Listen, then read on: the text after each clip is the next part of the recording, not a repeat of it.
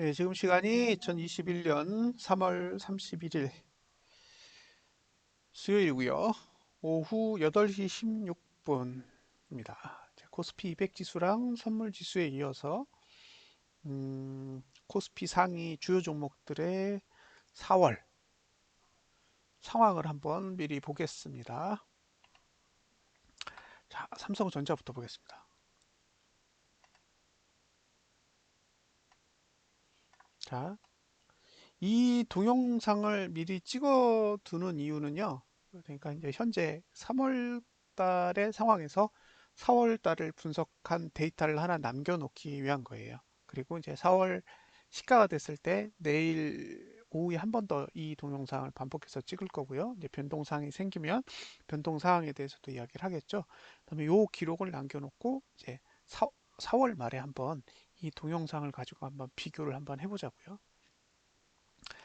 아, 이번 달에 가장 핵심이 뭐였냐면 삼성전자 그리고 이제 현대차 몇 개 종목들이 있어요.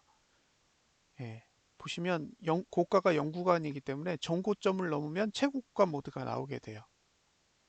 그러니까 전고점을 넘으면 최고가 모드가 나온다. 최고가 모드가 나온다는 얘기는 이 96,000원대를 다시 간다는 얘기였거든요. 그러니까 3월 달 내내 그것만 지켜본 거예요. 저거 전고점 넘을까 안 넘을까, 전고점 넘을까 안 넘을까 이제 그것만 봤는데 결과적으로 전고점이 안 넘으면서 일단 고가 투자 심도는 횡보했어요. 하락은 안 했습니다. 그리고 반대로 이제 종가는 하락했죠. 이제 코스피 200 지수 같은 경우에는 종가가 상승하고 고가 투자 심도가 떨어졌는데 삼성전자는 반대로 종가 투자 심도는 하락하고 고가 투자 심도는 하락하지 않았습니다. 결과적으로 하락을 했어요. 하락을 하면서 이제 저가 투자 심도는 하락 완전히 했죠. 하락한 지 완전히 했기 때문에 올해 9월 달에 상승하지 못하면 연말까지 계속 하락이에요. 그리고 고가 투자 심리도는 이번 달에 지난달 고가 못 넘으면 이번 달에 지난달 고가를 못 넘으면 이제 고가 투자 심리도도 하락을 시작하게 되는 거죠. 지금 일단 박스로만 보면 여기 83,500원 요 정도까지 가면 삼성전자를 매도 칠 만한 구조가 되는 거죠. 이 정도까지 올라간다 그러면 예, 매도 칠 만한 구조가 되는 거고 만약에 이번 달 고가를 넘었다 그러면 한 88,000원대까지 상승을 감안하시고 전략을 짜야겠죠. 만약에 매수를 하셨는데 어, 이번 달 고가를 넘었다 그러면 88,000원대 이상에서 파실 수 있다는 얘기고요. 예, 다만 83,500원대 이상으로는 다음 달에 매수하면 안 된다는 얘기고 문제는 이번 달 저가를 방어할 의사가 1도 없어요. 예, 이번 달 저가를 방어할 의사는 없습니다. 그러니까 그냥 아무렇게나 매수하시는 거예요. 매수를 하신다고 했을 때 아무 데서나 사는 거예요. 그거 외에는 방법이 없습니다. 그리고 이번 달 저가가 붕괴되면 이게 문제가 뭐냐면 지금 상승 추세가 완전히 죽었어요. 그래서 상승 추세 형태만 딱 봤을 때 추세선이 무너진 데까지 간다는 얘기는 제가 보기에 한 75,000원대까지도 충분히 하락할 수 있어요. 그러니까 이번 달 저가가 붕괴되면 75,000원대까지의 하락은 염두에 두시고 대응을 하셔야 된다는 얘기고요. 지금 세 달이면 1월, 2월, 3월이잖아요. 지금 보시면 심각한 거예요. 지금 주가로 딱 보세요. 그러면 올해 15조 넘게 샀죠? 삼성전자를 개인이 매수한 금액이 15조가 넘는데 그 15조의 금액이 90%는 손실일 거란 얘기예요. 90%. 그러니까 올해에 삼성전자를 매수하신 투자자, 개인 투자자 중에 90%는 손실이다. 수익을 올해 들어서 삼성전자 매수하신 분 중에 수익 낸 사람은 거의 없다고 보는 거죠. 그런데 여기서 이번 달 저가를 깨면 어떻게 될까요? 거의 1월 달 저가를 깨는 거니까 전액 손실이에요. 전액. 그러니까 아니죠. 전액이 아니라 전체가 손실이 되는 거예요. 전체. 그러니까 올해에 매수한 투자자분들 전부가 예, 손실 구간에 들어간다는 얘기입니다. 그래서 아마 이번 달 저가가 무너지게 되면 제가 보기에 쏟아질 가능성이 있기 때문에 매수자 입장에서 보셨을 때는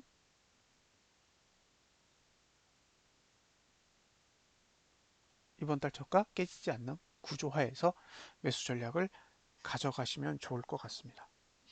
상승 추세는 끝났어요. 네, 상승 추세 끝났기 때문에 지금 상태에서 올라가는 방법은 그냥 저가 지키는 수밖에 없습니다. 저가가 무너지면 반등해서 떨어질지 그냥 미국 내려갈지는 저는 모릅니다. 일단 저가가 무너지고 나면 7만 5천 원대까지는 열어두시고 대응을 하셔야 됩니다. 다음 두 번째 종목은 SK 하이닉스. 자, SK 하이닉스는 보시면 일단 저가 투자 심리도가 하락했죠. 저가 투자 심리도가 하락했는데 예, 이번 달에 지난달 저가를 깨면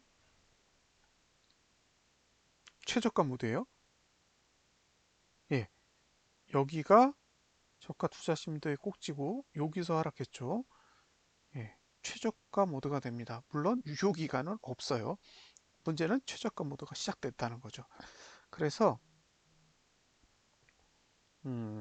이번 달에 다음 달에 이번 달 저가인 30만 5천 원을 붕괴하게 되면 최저가 모드가 성립되기 때문에 11만 8천 원대까지 하락을 고려해야 됩니다. 따라서 이것도 매수하시려면 이번 달 저가 위에서만 매수하시고 이번 달 저가 무너지면 예, 매수 전략을 굉장히 보수적으로 접근을 하셔야 됩니다. 물론 이제 상승한다면 여기 14만 500원 정도 예, 14만 500원 정도까지는 어쨌든 반등할 수 있다고 봐요. 이번 달 저가만 무너지지 않는 상태에서 상승한다 그러면 14만 500원대까지는 상승을 노려볼 수 있겠지만 만약에 이번 달 저가가 붕괴됐다. 그러면 최저가 모두가 이제 시작이 되는데 지금 제대로 된 하단선 첫 번째가 12만 6천 원대에 있고 두 번째가 11만 1천 원대에 있단 말이에요. 그러니까 이번 달 저가를 붕괴하는 게 그렇게 어렵진 않은 구조예요. 지금 이거 갭상승 나와서 그냥 끌고 올라가는 거 외에는 방법이 없는 상태라서 만약에 이번 달 저가를 붕괴하게 되면 음, 제가 보기에 11만 1천 원대 까지는 내려야 최저가 모드까지 완성하면서 하단선도 활용할 수 있는 구조가 되니까요. 예, 매수 전략은 이번 달 저가가 깨지지 않는 조건 하에서만 일단 가져간다. 근데 이번 달 저가 위에 하단선이 없기 때문에 아무 데서나 매수하고 이번 달 저가가 붕괴되면 매수는 실패한 것으로 간주하시고 최저가 모드니까 만약에 매수를 하신다고 해도 11만 8천 원 아래에서 11만 8천 원 아래에서 매수 전략을 가져가야 됩니다. 다시 정리해 보겠습니다. 상승 추세선 다 망가졌다. 그죠? 하단선이 이번 달 저가보다 높게 위치하고 있지 않다. 단 상단선은 14만 14만 원 정도에 있다. 그러니까 이번 달 저가가 붕괴되지 않는 선에서 아무 데서나 매수하고 14만 원대 위에서 매도를 하는 전략이 1. 자, 이번 달 저가가 붕괴되면 매수하지 않고 11만 8천 원 아래에서 매수할지 말지 그때 가서 고민한다가 2입니다. 자, SK 하이닉스에 대한 분석도 마무리 지었습니다. 세 번째 종목은 네이버. 자, 네이버는 아직 상승 추세선이 두 개가 살아 있어요. 지금 하나 썼고 두 개가 살아 있습니다. 그리고 하단선의 위치가 이번 달 저가보다 현저히 높기 때문에 37만 원에서 이번 달 저가 사이의 공간이 매수 공간이 됩니다. 그리고 이번 달 저가가 붕괴되면 그때부터는 이제 방어적으로 대응을 하셔야 되는데 밑에 하단선들이 지금 일단 하나, 둘, 셋, 넷, 다섯 개가 만들어져 있는 것 중에 이번 달 저가를 깨면 두 개만 사용하는 꼴이 되거든요. 그래서 그 밑에서 추매를 하실 건지 아니면 그냥 홀딩을 해서 예, 버틸 것인지는 일단 투자자가 결정을 하셔야 될 문제라고 생각합니다. 그래서 그 부분에 대해서는 이제 제가 언급하기가 어려워요. 왜냐하면 저가를 붕괴하면서 선물 매도나 현물 매도가 얼마나 나올지를 제가 가늠할 수가 없기 때문에 지금 상태에서는 네이버의 경우 어쨌든 전봉 저가 위에서 매수 전략을 가져갈 수 있는 구조는 된다. 그런데 문제는 상단선이 37만 한 9천 원 정도까지 내려와 있기 때문에 결국에는 이 공간이 너무 좁아요. 이런 부분은 감안하시고 대응을 하셔야 될 것 같습니다. 그러니까 이 구조는 매수 매도가 모두 가능한 구조입니다. 예, 저가를 방어할 수도 있고 고가를 방어할 수 있기 때문에 어쨌든 매수자는 예, 37만 원에서 이번 달 저가 사이 요 영역 안에서 매수 전략을 한번 고민해 보실 수 있습니다. 네이버는 그나마 차트가 좋은 편입니다. 다음 종목은 LG화학. 예, LG화학은 예, 상승 추세 끝났죠. 이제 상승 추세가 끝나고 나면 PO 지지라 그래서 볼린저 밴드 5 하단선이 이제 매수가가 되는데 딱 이번 달 저가 부근에 있습니다. 지금 뭐 고가 투자심도 저가 투자심도 종가 투자심도 싹 다 내려가고 있는 상태이기 때문에 예, 시간적으로는 무조건 하방이에요. 그러면 매수 전략을 가져가려면 근데 매수가가 이번 달 저가 부근에 있잖아요. 그러면 저가가 붕괴된다는 얘기인데 이 저가가 붕괴된다는 거는 지극히 나쁜 소식이죠. 그래서 이제 매수 전략을 어떻게 가져갈 거냐 이게 이제 고민이 되는 거죠. 만약에 매수 전략을 가져간다 그러면 제가 보기엔 사실상 이번 달 저가가 붕괴되지 않는 조건 하에서만 매수 전략을 가져가는 게 훨씬 더 유리하다고 보여지고요. 그렇게 됐을 때 노릴 수 있는 목표 가격은 90만 원 정도, 90만 5천 원 정도, 한 10만 원 정도의 지금 어쨌든 차익을 노려볼 수 있는 공간인데 만약에 이번 달 저가가 붕괴됐다 그러면 이제 그때부터는 예, 개인이 현물을 대량으로 매도할 때까지는 지켜보고 있다가 예, 그 다음에 매수 전략을 고민해 보셔야 됩니다. 이게 누르고 내려가면 답 없는 거예요. 왜냐하면 지금 P5 하단선이라고 하는 마지막 하단선 하나만 남겨놓고 있는 상태이기 때문에 이거 누르고 내려가면 아래가 쫙 열리거든요. 예, 그런 측면에서 저는 이번 달 저가가 붕괴되지 않는 조건 하에서 매수 전략을 가져가는 편이 나을 것 같고 만약에 이번 달 저가가 붕괴되는 상황이 온다 그러면 일단 매수는 한 발 빼고 예, 개인이 대량으로 현물을 매도할 때까지는 관망하시는 편이 좋을 것이라고 생각됩니다. 자, LG화학 했고요. 그 다음에 볼 종목은 현대차. 예, 현대차도 하단선이 이번 달 저가 아래 있습니다. 물론 이제 올라가면 24만 4천 원대까지는 볼 수 있는데 아, 하단선이 이번 달 저가보다 낮게 위치해요. 그러니까 오늘 그 오전장에는 지수가 1%까지 상승하면서 분위기 1%가 더 됐던 것 같아요. 잠깐만요. 오늘 얼마나 상승했었지? 지수가 1%가 아니라 더 상승했던 것 같은데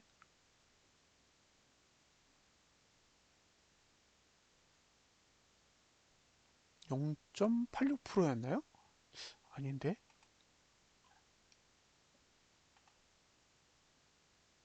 네, 1%. 예, 지수가 1% 가까이 상승을 했었는데 예, 나중에 개인이 현물을 막 대량으로 사기 시작하면서 지수가 내렸잖아요. 이 지수가 내리면서 결정적으로 타격을 입은 종목들이 삼성전자, 그다음에 화학업종이랑 자동차 업종이에요. 그래서 결과적으로 예, 현대차는 지난달 고가보다 낮아지고 그다음에 저가도 낮아지고 종가도 내려갔잖아요. 그래서 고투만 횡보하고 그다음에 저가 투자심들랑 종가 투자심도 하락했어요. 종가 투자심도. 근데 저가는 이제 올라갈 수 있는 방법이 올해 8월밖에 없는 거죠.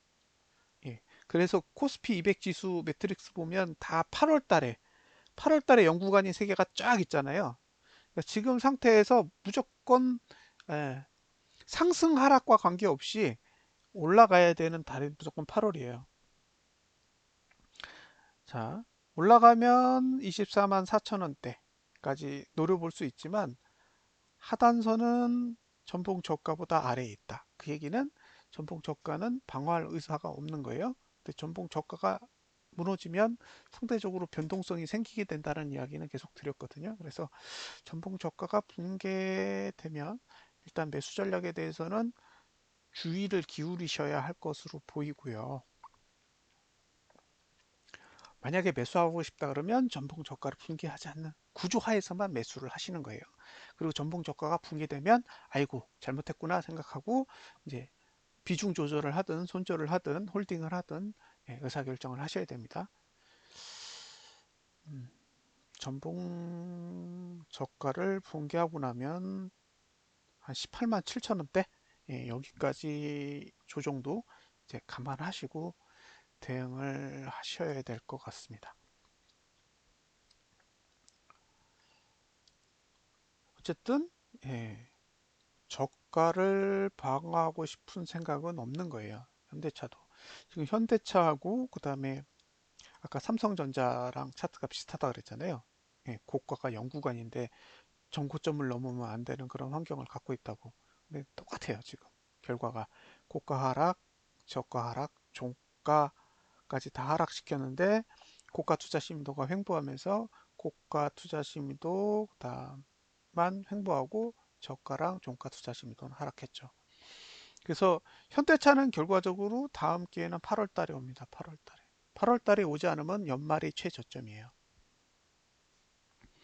연말이 최저점이란 얘기는 그런 의미를 지니고 있어요. 상대적으로 저가의 최저점이 연말에 올 가능성이 높다는 거죠.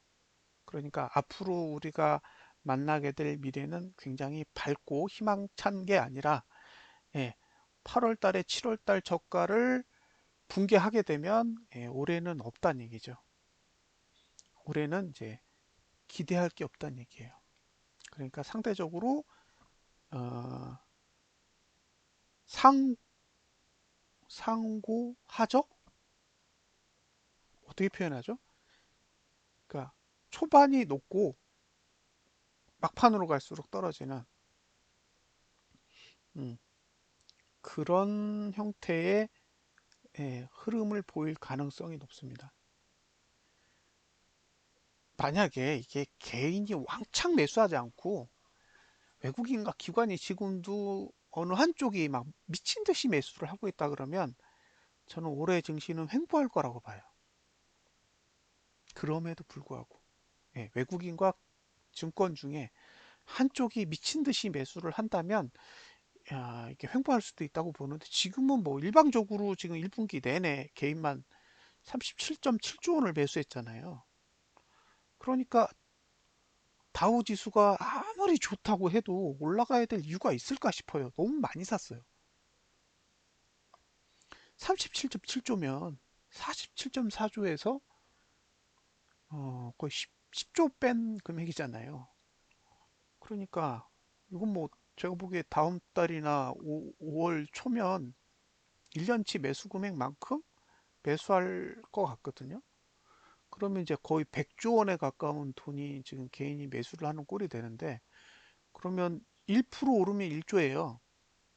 지수를 외국인과 기관이 1% 올려놓으면 개인은 1조를 버는 거예요. 근데 왜 그렇게 해야 돼요? 1% 올려가지고 외국인과 기관이 버는 돈이 그렇게 안 되고 그리고 이제 선물과 옵션으로 가지고 도대체 얼마를 벌길래 1%당 1조의 프리미엄을 개인 투자자들한테 주고 상승을 시켜야 될까요? 그러니까 저는 그게 딜레마라는 거예요. 사람들은 계속 희망찬 얘기를 하고 그 다음에 계속 상승에 대한 이야기를 하는데 저는 이제 머릿속에서 그 계산이 도저히 안 되는 거예요. 예. 지금 84조, 85조, 84조인가요? 37.7조에 47.4조니까 85조예요. 85조는 1% 오를 때마다 8,500억 원씩 개인한테 주는 거예요. 그러니까 외국인과 기관이 1%의 지수를 상승시킬 때마다 예, 개인 투자자한테 8,500억 원씩 예, 돈을 따박따박 갖다 주는 꼴이 됩니다. 그러니까 저는 이제 그런 부분에서 이해가 안 되는 거죠. 지수를 올리는 건 외국인과 기관인데 돈을 버는 건 개인이 되는 그런 상황이라는 거예요. 그럼 이제 상승을 하게 된다고 해도 결과적으로 계속 외국인과 기관은 개인한테 넘길 거고요. 하락이 온다고 해도 외국인과 기관은 개인한테 넘길 겁니다. 이 두 가지 이유가 있어요. 첫 번째는 상승을 한다고 해도 개인한테 수익을 주면 안 되기 때문에 개인한테 물량을 넘겨야지 예, 익절을 시키면 안 되잖아요. 그러니까 상대적으로 익절을 시키지 않으면서 수익도 안 나게 하려면 그냥 그 수치상의 수익만 발생하도록 개인의 매도 물량은 최소화하면서 상승을 시키고요. 내릴 때는 자기네 물량을 왕창 파는 거죠. 올릴 때는 개인한테 개인 물량을 쬐끔 뺏고 자기네들이 팔 때 더 비싸게 팔 때는 자기네 물량을 왕창 주고 그런 식으로 하면 지수는 찔끔찔끔씩 계속 올라가지만 개인의 매수 물량도 계속 늘어나죠. 그럼 외국인들은 기관들은 더 비싼 가격에 팔고 나오고 비싼 가격에 팔고 나오고 그 짓거리만 반복을 하게 된다는 거예요. 그런데 그런 행위를 계속 반복하게 되면서 발생하는 건 무엇이냐? 이제 개인이 너무 많이 샀기 때문에 1%를 올리고 그러면 이제 개인한테 돌아가는 수익이 너무 커지기 때문에 이제는 어떻게 해야 될지도 사실 잘 모르겠어요. 자, 현대차의 경우도 이번 달 저가를 지킬 의사 없다. 그러니까 매수 전략을 가져갈 거면 이번 달 저가 위에서만 매수 전략을 가져가시고 이번 달 저가가 붕괴되면 일단 눈치 보시라. 이번 달 저가가 붕괴된다라는 거는 지수상 399가 무너진다는 얘기인데 399가 무너지면 증권이 잡고 있는 포지션으로는 그냥 아래로 미는 거예요. 그러니까 아래로 상방이 아니라 하방 포지션으로 가겠다는 얘기니까 하방으로 밀겠다 그러는데 현물을 받아버리면 안 됩니다. 그래서 저가가 붕괴되면 굉장히 보수적으로 포지션을 바꿔서 일단 미는 동안은 내버려 뒀다가 네, 만기가 지나고 난 뒤에 그 뒤부터 매수 전략을 한번 고민해 볼 수 있을 것 같아요. 자, 현대차 했고요. 쌈바, 삼성바이오로직스. 삼성바이오로직스는 위에 상단선이 있습니다. 77만 5천 원에 있는데 하단선이 만들어지긴 만들어졌어요. 72만 1천 원대에 만들어졌는데 이게 마지막이거든요. 이게 자 현대차 같은 경우에는 아직 마지막 하단선이 남아 있어요. 남아 있죠. 두 개나 남아 있어요. 두 개나 남아 있는데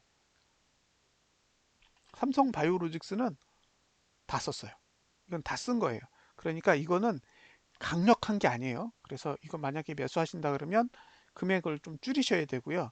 매수는 72만 원대, 72만 1천 원대 아래로 가능한데 무조건 이건 저가 붕괴되면 이거 아래로 다 펴지거든요. 그래서 저가가 붕괴되지 않는 구조 하에서만 72만 1천 원대 아래로 매수가 가능하고요. 예, 77만 3천 원 위로는 매수 전략을 안 가져가는 편이 좋습니다. 자, 삼성 SDI. 삼성 SDI는 이것도 하단선이 62만 1천 원대에 만들어져 있으니까 이것도 저가 방어할 생각이 없는 거예요. 그리고 상승 추세에서는 빨간 거 보시면 다 아래로 누웠죠. 상승 추세 끝났고요. 근데 상승한다 그러면 72만 원대까지는 노려볼 수 있습니다. 그래서 상단선을 보고 매수를 하시겠다 그러면 전복 저가가 붕괴되지 않는 구조 하에서 매수하시고 72만 원대 이상에서 청산 전략을 가져갈 수 있고요. 예, 이번 달 저가 무너지면 일단 음, 관망하셔야 됩니다. 적어도 만기까지는. 자, 그 다음에 안 본 종목이 뭐가 있을까요? 카카오. 카카오는 상승 추세선 잘 살아 있습니다. 저가 아래에서 바로 매수가 가능한데 이거 사용한 거니까 제가 보기에는 47만 원에서 이번 달 저가 사이 요 공간이 매수 영역으로 보여요. 그리고 50만 9천 원 위로는 매수 안 하시는 게 좋을 것 같고요. 예, 저가만 붕괴되지 않는다 그러면 47만 원 아래 매수 공간으로 활용할 수 있습니다. 그것도 네이버처럼 하단선이 잘 만들어져 있습니다. 저가만 붕괴되지 않는다 그러면 뭐 꽤 좋은 구조인 거예요. 그나마 카카오가 구조가 제일 좋습니다. 그 다음에 보실 거는 다 봤나요? 이제 셀트리온. 예, 셀트리온도 다 썼어요. 여기 보시면 여기 하단선 다 썼죠. 그래서 이거는 만들어지긴 했지만 강력하지는 않아요. 예, 33만 2천 원 위에는 매수 안 하시는 게 좋을 것 같고요. 매수하신다 그러면 30만 9천 원에서 이번 달 저가 사이. 만약 이번 달 저가 무너지면 포기해야 되는. 이거는 홀딩 전략도 그다지 유용하지 않은 구조입니다. 자, 다 봤죠? 다 봤으니까 10위권 밖에 있는 종목 몇 종목만 보겠습니다. SK이노베이션, 이건 이번 달 저가 아래 없습니다. 저가 위에는 하단선이 없기 때문에 이것도 아무 데서나 매수하시고 저가 붕괴되지 않으면 28만 원대 노려볼 수 있고요. 이번 달 저가 붕괴되면 한동안 쳐다보시지 않는 게 좋을 것 같습니다. 그 다음에 볼 종목은 기아차. 예, 기아차가 딱 지수랑 똑같이 생겼죠. 그래서 상단선은 85,400원대 있고 하단선은 8만 500원? 예, 8만 500원 정도 있는 것 같아요. 매수하신다 그러면 800, 500원하고 이번 달 저가 사이. 음, 무너지면 62,000원대까지. 예, 62,000원대까지의 조정도 감안하셔야 된다고 봅니다.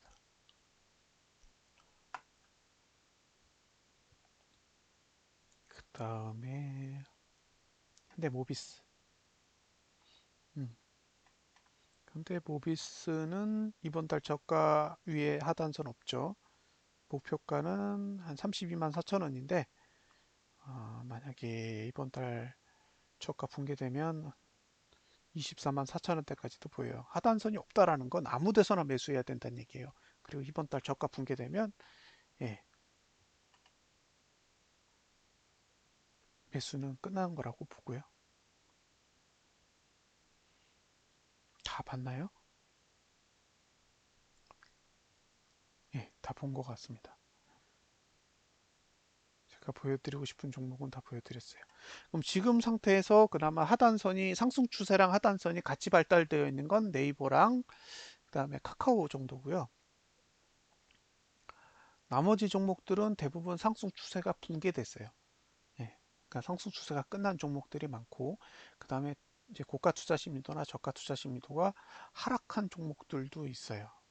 그 얘기는 이제 힘이 굉장히 많이 상승에 대한 힘이 굉장히 많이 소진됐다는 얘기고 예, 그리고 이제 그 소진의 그 밑바탕에는 개인이 현물을 어마어마하게 매수를 하고 있는 그런 상황이 숨겨져 있습니다.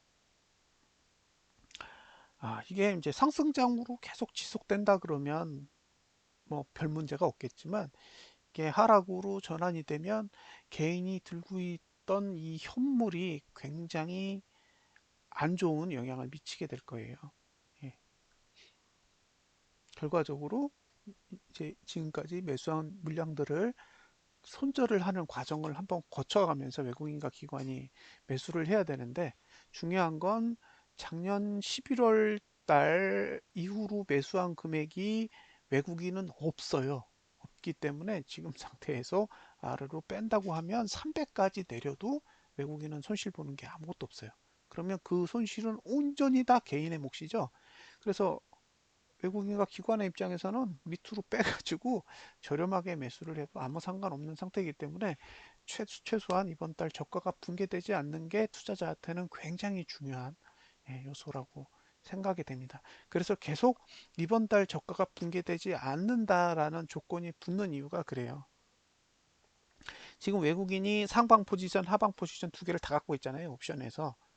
예, 390일 아래 수익과 438 위에 수익 두 가지를 다 가지고 있는데 증권은 400 아래로만 수익을 가지고 있단 말이에요. 그러니까 증권은 때가 되면 아래로 눌러서 수익을 취하려고 할 거라는 거죠. 그러면 이제 그 과정에서 외국인이 상방으로 수익을 취하려면 어쨌든 매수를 해야 되잖아요.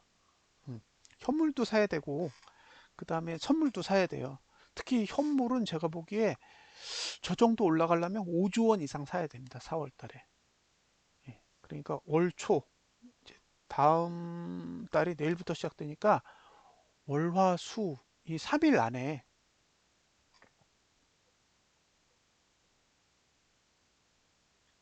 확실하게 보여줘야 돼요. 가겠다라는 의지를 확실하게 보여줘야 하는 상황이라서 네, 지금 상태에서는 어찌되었건 조심하셔야 됩니다. 네, 아래로 갈지 위로 갈지 방향을 보여줘야 돼요. 잠깐만요. 제가 뭐 하나 깜빡한 것 같아요.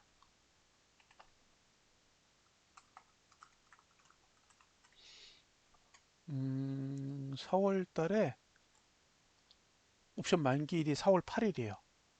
그러면은 캘린더 며칠 남았냐면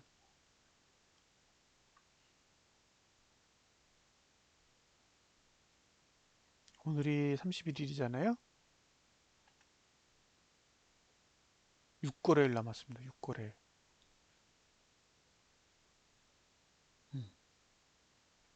6거래일이 남았으니까요.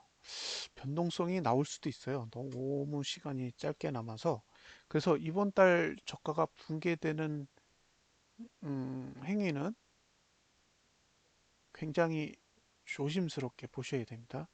예, 굉장히 조심스럽게. 지금은 어쨌든 외국인과 기관은 아니, 외국인은 변동성을 원해요.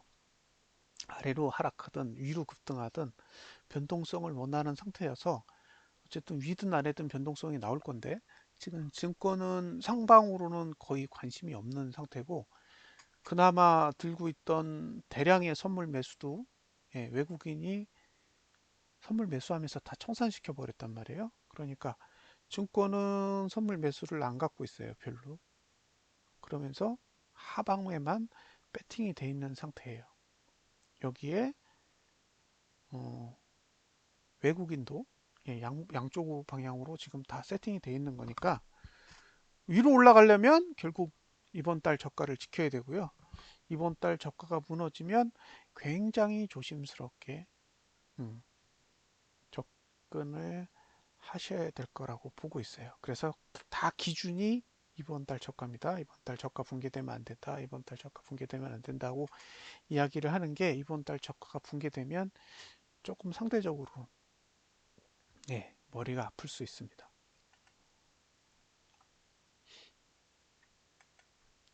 지수로 보면 어쨌든 양날의 칼이에요. 양날의 칼인데 상방에 개인이 많이 투자되어 있다라는 게 약간 깨름직한 거고요. 그럼에도 외국인 포지션은 어쨌든 상방에도 수익을 낼 그런 전략이 숨겨져 있으니까 예, 이번 달 저가 399죠. 399고 각 종목별로 따로따로 보세요. 예, 각 종목별로 이번 달 저가가 붕괴되지 않는다 그러면 어차피 매수가는 없어요. 매수가를 가지고 있는 건 지금 셀트리온, 삼성바이오로직스, 네이버, 그다음에 카카오 이 네 종목 외에는 전봉 저가 위에 있는 매수가는 전혀 없습니다. 그러니까 아무 데서나 그냥 매수하시고 예, 코스피 200 지수로 438을 넘기면 그때부터 예, 청산 고민을 할 수 있을 것 같고요. 만약에 이번 달 저가를 붕괴했다. 그러면 일단 매수는 조심해야겠구나 라고 생각을 하시고 이제 바닥을 어디서 다지는지 계속 관찰하시는 그런 미덕이 필요해 보입니다. 자, 이상으로 시가총액 상위 종목에 대한 분석을 마치도록 하겠습니다. 감사합니다.